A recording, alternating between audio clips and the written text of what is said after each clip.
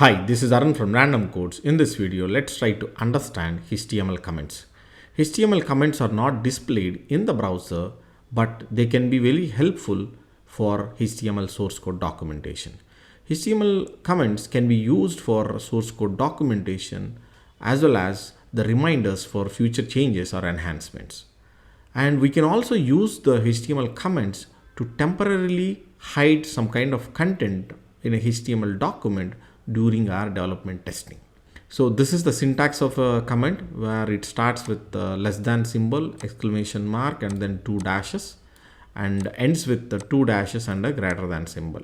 And whatever the content that is encapsulated between these two will be treated as a comment in our HTML documents.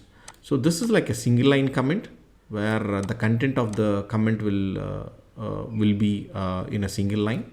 If the content of the comment is more and expands to multiple lines, then we'll call it as a multi-line comment, which looks something like this.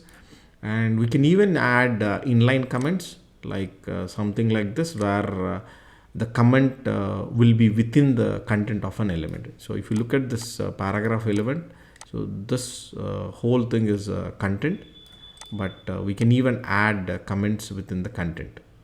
So this we call it as a inline comment. This is a multi-line and this is a single line comment. So this is an example which we can look at in a browser. So overall, it's very important to make a habit of writing useful comments within our source code for better documentation. Now let's open the source code in a browser and see how it looks like. So this is the source code that we are talking about, and let me open this in a browser. So this is how the content will look like, where we don't see the comments content on the browser. However, when we open the page source, we can clearly see the comments in it. So this is the single line comment, multi-line, and then this one is the inline comment.